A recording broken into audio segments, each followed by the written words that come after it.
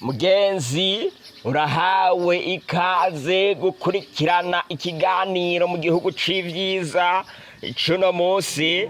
Iki kiganiro mugishikirizwa na mwene so Jimini Shimwe, imbohe ya Kristo kubwo kwamamaza ubutumwa bwiza biciye kuri mu gihugu c'ivyiza TV. Mu cirwa cacu giherutse twarabonye igice ca mbere ku butumwa bwa marayika wa gatatu. Twari tugira tubone ubusobanuro bw'ibimenyetso bitatu biboneka muri ubu butumwa. Uno musi twiga icirwa kivuga ngo ijwi rirenga rya marayika wa gatatu, igice ca kabiri mu kiganiro mu gihugu c'ivyiza cuno musi. Imbere yuko tubandanya, ndabasaba ngo mwubahe Imana aho muri kugira ngo dusenge. Uhoraho Mwami ushobora byose, utegeka bikaba, wavuga bigakomera, izina ryawe nirihabwe icubahiro. Mwami, tugiye kwiga amajambo yawe nuno musi, turagusavye ngo nkuko wama watuyoboye ushishikare kutuyobora nuno munsi birushirije, kugira ngo kuno kuri kandi kutavuguruzwa duhabwa nawe. Mwami, buri wese adukurikirana ashobore kukumenya no kukutahura, kukugenderamwo no kugira ivyizigiro byo mwiherezo ryiwe, mw'izina ry'umwami wacu Yesu Kristo, amen. Icirwa cacu cuno musi kivuga ngo ijwi rirenga rya marayika wa gatatu, igice ca kabiri. Koko nta kundi kuntu ubutumwa bwamamazwa atari kubanza kuvuga mu mvugo atari ibigereranyo, ibimenyetso bitatu. Uyu munsi nimureke twibukanye ivyo twize mu gice ca 13 kugira ngo tumenye ibi bimenyetso: igikoko, igishushanyo caco n'ikimenyetso caco. Byose twarabibonye mu gice ca 13. Twarabonye ko igikoko c'amahembe abiri gitegeka ababa kw'isi kurema igishushanyo c'igikoko ari Leta Zunze Ubumwe za Amerika, kandi kugiha guhumeka ni kugiha inkomezi za gisirikare kugira ngo cicishe abatazogisenga bose. Mugenzi, ukaba udukurikiranye ariryo rya mbere, ndaguhamagarira guca usubira mu gice ca 13.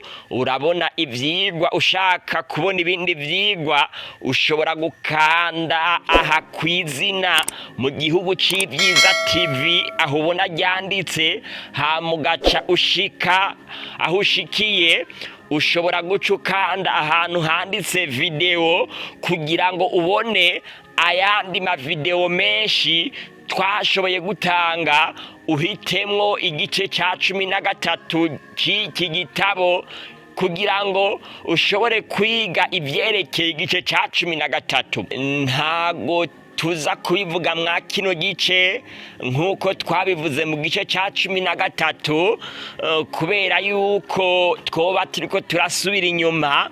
Ariko mugenzi, ukurikirane kino cigwa uraza gutahura, kugira ngo uzotahure mu buryo bwimbitse uri mushasha, uce usubira inyuma ugende gukurikirana ibyo twavuze mu gice ca 13, ibyo twigiye hamwe n'abandi mu gice ca 13, kugira ngo ushobore gutahura n'ibihamya vyimbitse cane bino ngiye kubabwira mwa kino gice ca 14. Muri kino gice marayika wa gatatu aratangaza ati: umumarayika wundi wa gatatu akurikirako avuga n'ijwi rirenga ati nihagira umuntu asenga ca gikoko n'igishushanyo caco akemera gushirwa k'ikimenyetso mu ruhanga canke mu kiganza, uwo nawe azonwa kuri vino niyo burake bw'Imana yiteguwe idafunguwe mu gakarabo k'uburake bwayo, kandi azobabazwa n'umuriro n'amazuki imbere y'abamarayika bera n'imbere ya wa mwagazi. Umwotsi wo kubabazwa kwabo ufunduka ibihe bitazoshira, kandi ntibaruhuka ku murango no mw'ijoro.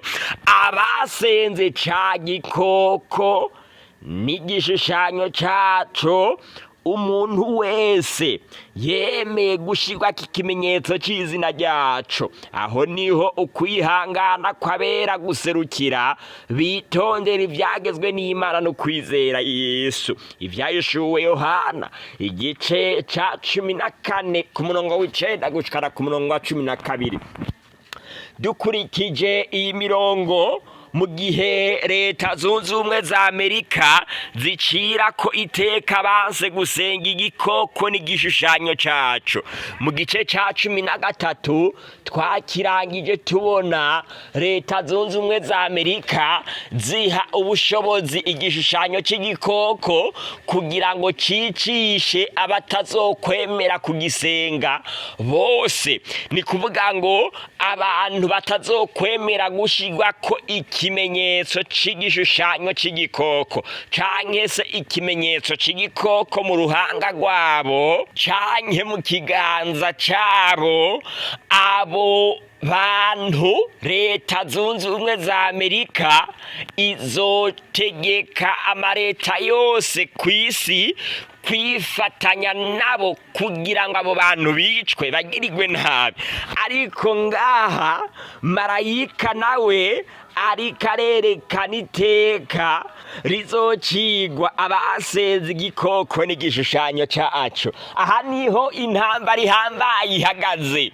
Yesu arashaka yuko abantu bamusenga, igikoko naco kirashaka yuko bagisenga. Yesu arashaka yuko abantu bashirwa ikimenyetso ciwe, igikoko naco kirashaka yuko abantu bashirwa ikimenyetso caco.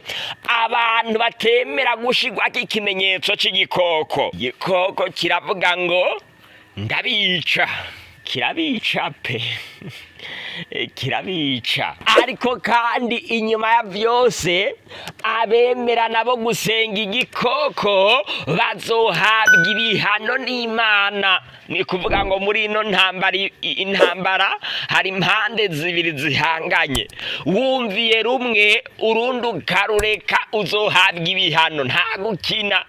Niko ngaha ubuhanuzi buriko buratwereka, nkuko nariko ndabivuga ntabwo turi bubitebeko kuko twarabibonye mu gice ca 13.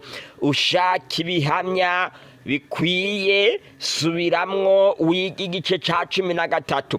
Igikoko kiriko kiravugwa ngaha ni intwaro y'ubupapa n'idini burongoye ariryo Gatolika, Ekleziya yagenewe bose. Nta kundi kuntu twokwigisha bino, ntago ndiko ndavuga bino kugira ngo ncoza yandi madini, ariko kandi niba Bibiliya yabivuze ni ngombwa yuko ndabivuga. Nta kundi kuntu no kwigisha bino no sigura igikoko ntavuze icari co, kandi Bibiliya icerekana.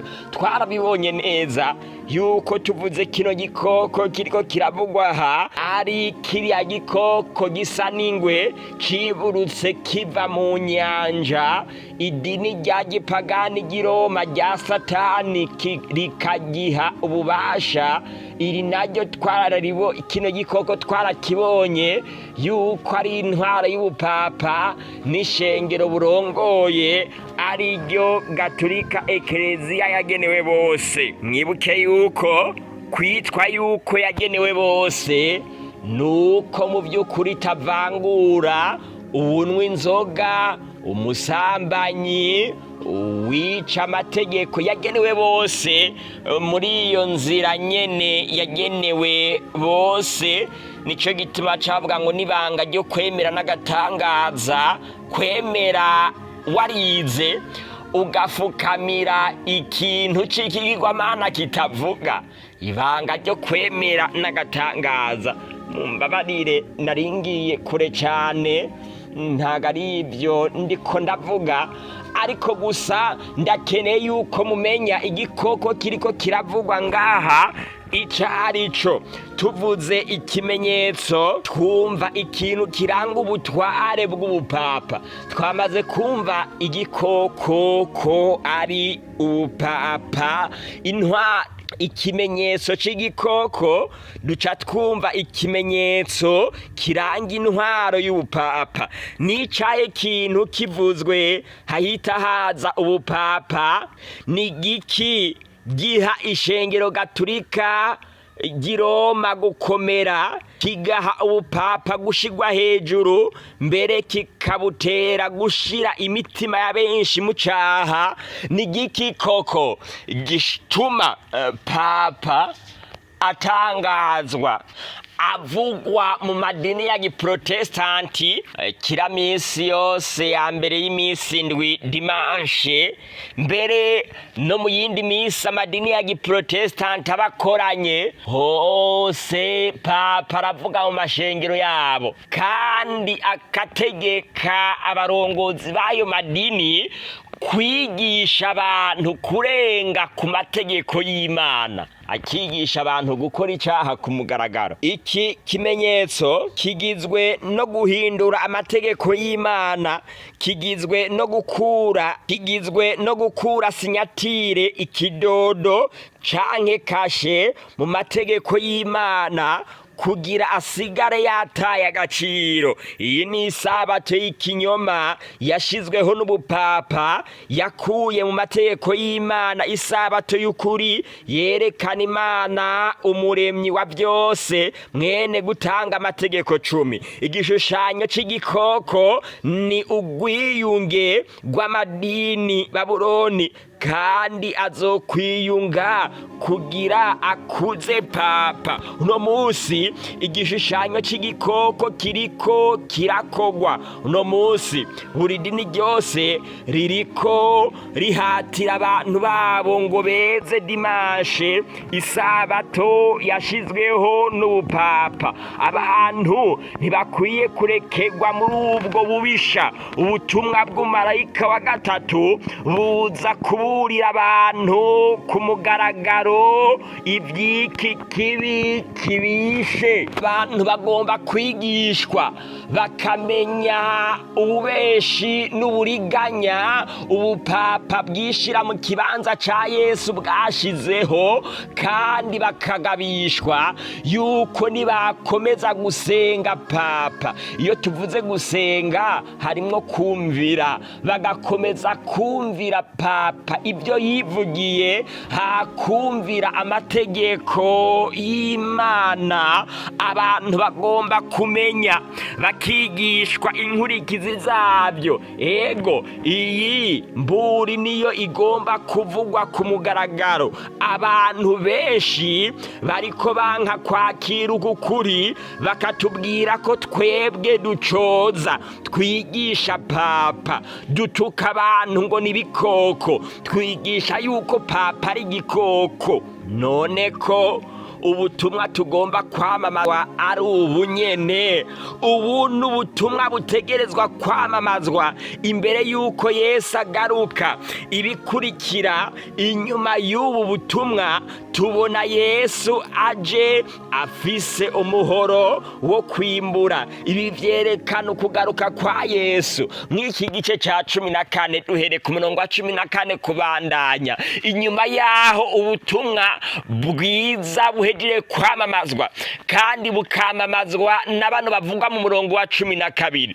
Mu murongo wa 13 herekana yuko abemera bakicwa mu karengane nyene kazokogwa kagiye gukorerwa abanse gushirwa ku kino kimenyetso c'igikoko bobo bazozuka mu muzuko wa mbere. Aho nyene ibiza gukurikira bisigura ukuntu bano bantu bazoboneka bazozuka mu muzuko wa mbere. N'umusaruro uhambaye wa Yesu acaza afise umuhoro kugira ngo yimburire Imana abantu biwe. Uku rero bica bitwereka neza yuko buno butumwa bwa marayika wa gatatu nubutumwa bugomba kubwirwa ababa kw'isi ku muvuduko uhambaye mwijwi rirenga atakurya umunwa kandi mu buryo busobanutse cyane kugira ngo umuntu wese avyimenyere ashobore kwigirira amahitamo imbere yuko Yesu Kristo agaruka. Nibwo butumwa tugomba kwamamaza, nta bundi. Ubu n'ubutumwa mu by'ukuri tugomba kwamamaza. Nta kundi kuntu two kwamamaza ukugaruka kwa Yesu igihe cyose twoba twirengagije ubutumwa bw'umumarayika wa gatatu. N'ubutumwa buheruka, nibwo butumwa twahawe dutegerezwa kuvuga. Nta kundi kuntu twobarira ababa kw'isi Yesu agiye kugaruka tutavuze buno butumwa, kandi Bibiliya yerekana yuko aribwo butumwa tugomba kuvuga. Mu gihe tworamuka tutabikoze ntago ari twebwe twoba twaratoranijwe kugira ngo twamamaze buno butumwa. Imana yoba yashizeho abandi babwamamaza, ariko murumva yuko butegerezwa kwamamazwa. Ni kuvuga ko twoba twirengagije ubu butumwa bw'umumarayika wa gatatu, kandi nta kundi kuntu two kwigisha ubu butumwa bw'umumarayika wa gatatu atari gukura ubu butumwa mu bimenyetso shushanyo, tukabivuga mu mvugo yumvikana abantu bose bakabimenya.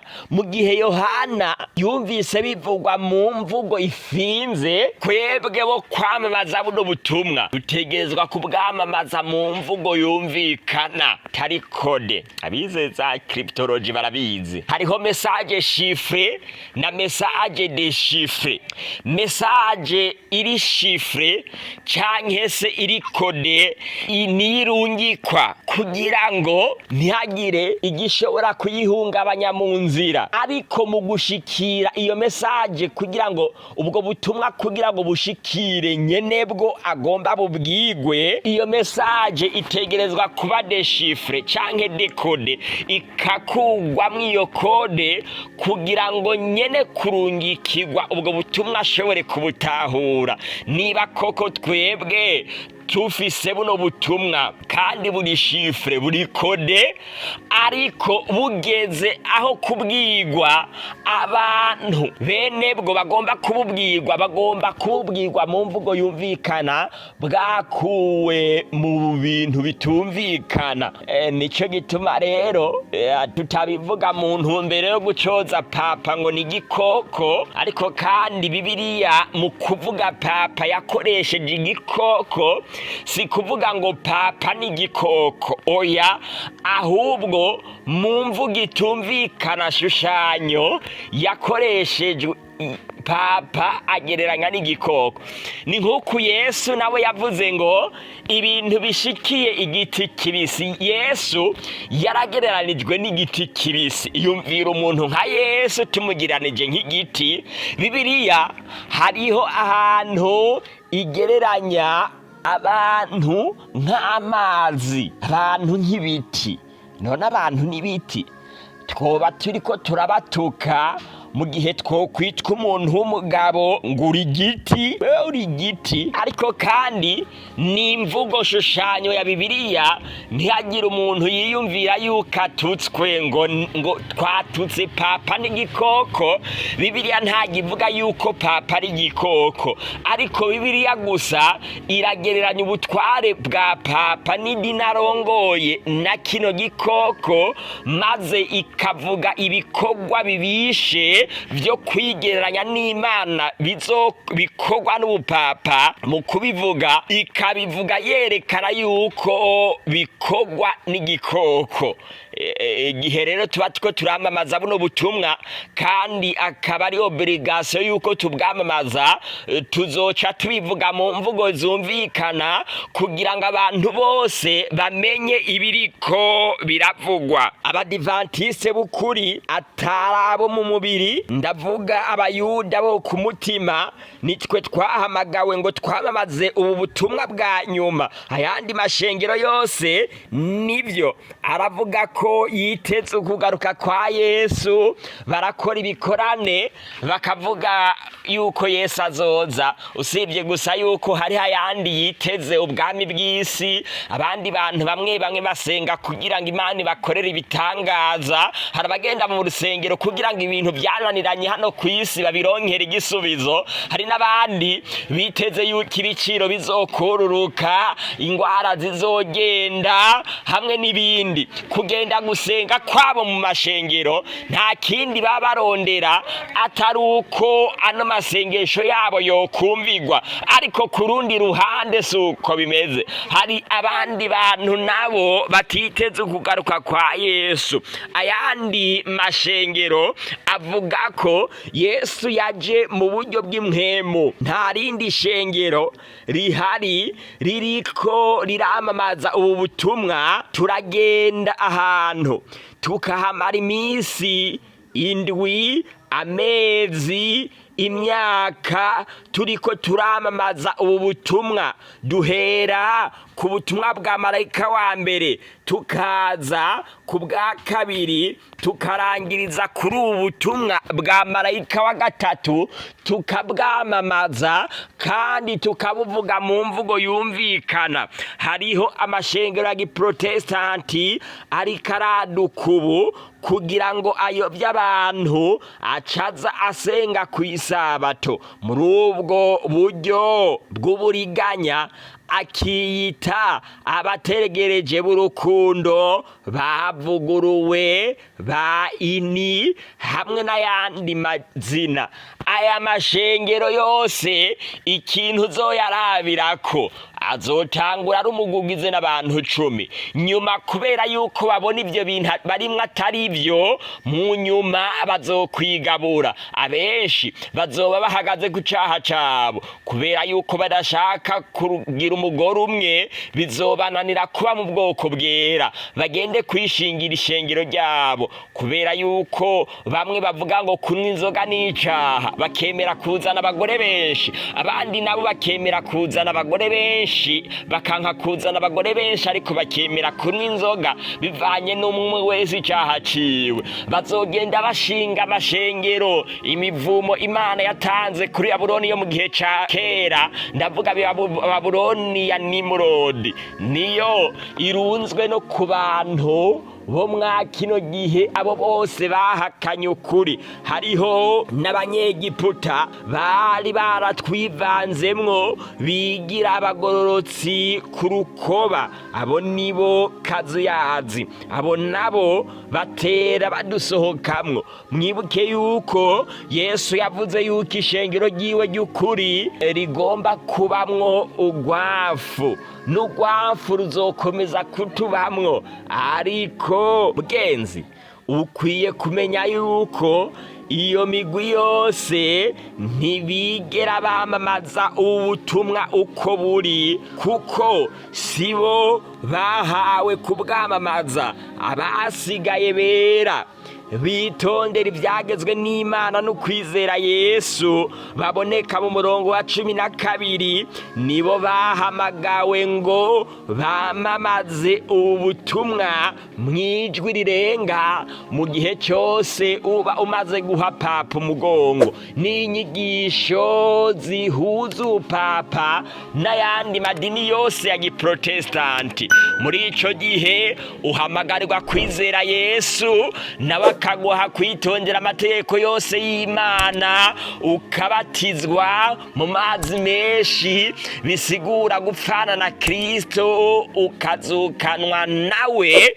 Nta kindi kimenyetso gihari kitwibutsa urupfu rwa Yesu no kurubamwo atari kwemera kubatizwa no kuzuranwa nawe. Ntago ari isabato, ntago guhindura isabato kayizana ku munsi wa mbere arico kintu cyo gushira hejuru urupfu rwa Yesu. Ico ni kinyoma ca Satani cazanywe n'intwaro y'ubupapa kugira ngo bikunde buhenda abantu bemere ibyo bwishiriyeho. Yesu yashizeho umubatizo nk'ikimenyetso kitwinjiza mu rupfu rwiwe, tukongera tukazuranwa nawe. Ababatirijwe kuba muri Yesu Kristo, Yesu yarahinduye ubuzima bwabo. Muri Yohana ni igice ca 12 ku murongo wa 46 yavuze ngo ndumuco, yaje mw'isi ari umuco kugira ngo amurikire abo bose bari mu mwiza. Iyo umaze kubatirizwa muri Yesu, ukabana nawe mu rupfu, ukazuranwa nawe biciye mu batizo, muri ico gihe acaguha kubaho witondera amategeko yose y'Imana. Kandi ni muri iyo nzira nyene ushobora kuba muri uno mugwi w'abera basigaye bizera Yesu, maze bakitondera amategeko yose y'Imana, harimwo n'isabato kubwo kwizera Yesu. Dusanzwe tuzi neza yuko mu madini menshi aremera amategeko amwamwe aboneka mu mategeko 10, nka ntugasambane. Amadini menshi aremera ntugasambane, ntukice, hamwe n'ayandi mategeko amwamwe nko kubaha abavyeyi, hamwe n'ayandi mategeko. Ariko amadini yandi menshi arigisha mu mashengero yabo kurenga itegeko rya 4, kugica ku mugaragaro, umuntu akica itegeko ry'Imana ku mugaragaro. Iyo rero hariko haravugwa ngo aho niho ukwihangana kw'abera guserukira, ahanini bakavuga ko barangwa no kwitondera amategeko y'Imana. Haba hariko haravugwa abatitondeye rimwe gusa canke 2 canke 9, ariko bitondera yose kubwo kwizera Yesu kwabo. Abo nibo bahamagawe ngo bamamaze ubutumwa mw'ijwi rirenga. Ivyahishuriwe 22 ku murongo wa 17, mpwemu arahamagara, uwumva wese nahamagare, nanje ndahamagara ngo ngwino muri Yesu na Papa. Urumvira amategeko yande? Papa azohana abatazomwemera bose, nk'uko twabibonye mu gice ca 13. Uburake bw'Imana bwiteguwe mu gakarabo k'uburake bwayo, nabwo nyene buriteguye guhabwa abantu bazokwemera gusenga Papa. Muri ino ntambara ihambaye iri hagati y'ukuri n'ikinyoma, nizi mpande zibiri: kumvira Imana n'ivyo yatwihanikirije byose bivuye ku kwizera Yesu, no kumvira Satani bivuye kuvyo yihanikirije byose bivuye ku kwizera ubupapa. Imbere yuko byose birangira, buri wese arahamagarirwa guhitamwo uruhande rumwe muri izi mpande zibiri. Uri n'ugutwi niyumve ico mpwema abwira amashengero. Ndaguhamagara mugenzi guhitamwo Yesu, kandi niba wemera guhitamwo Yesu, ndaguhamagarira kandi kutwandikira kuri izi nimero zikurikira, kugira ngo dushishikare kukumenyesha ibyo ukwiye gukora, ibyo Yesu akwifuriza, no kukwigisha kwitondera ibyo Yesu yatugeze byose nk'itegeko ridasubirwamwo yaduhaye muri Matayo igice ca 28 ku murongo wa 19 hamwe n'uwa 20. Mugenzi, ntutinde, twandikire kuri izi nimero zikurikira: akamenyetso ko guteranya 257 61 208 669, akamenyetso akamenyetso ko guteranya 257 261 208 669 nanje ngiye kukugirira isengesho ridasanzwe uhoraho mwami muremyi w'ijuru n'isi. Urakoze kubw'ino mburi washimye yuko ivugwa, kandi uno mwene data hari hose akaba ayumvise. Mwami ndamusengeye kubera yuko amaze kwemera gufata ingingo yo kukwiyegurira no kwemera kumva ino nkebuzo iheruka. Mwami ndamusengeye ngo ukwizera kwiwe ntiguhere, yamara umukomeze n'ibindi byose watugeze tubimwigishe. Nawe aho ugendera mu bandi nawe ugendere muri we. Ijambo ryawe rimeze nk'imvura, iyo imvura iguye ntabwo igenda idatoheje isi. Uko niko n'ijambo ryawe rimeze. Ndasenze sengera uno mwene data umutima wiwe ugikomantaye, kugira ngo uzane inyundo udodore maze worohe nk'inyama. Rino jambo ryawe ribone aho rimenera. Rino jambo ryawe rigomba kuba inkoti karishe, rikinjira mu mutima w'umuntu wese ashoboye kuryumva, kugira ngo ritongore icitwe icyaha, inyigisho z'ibihimbano z'ibinyoma zashizweho n'ab'isi zirukanwe muri uwo wese ahejeje kumviriza rino jambo, maze amazina yabo bose bemeye kwakira buno butumwa yandikwe mu gitabo cy'ubugingo, maze buri wese aronka ibyizigiro byo mwiherezo.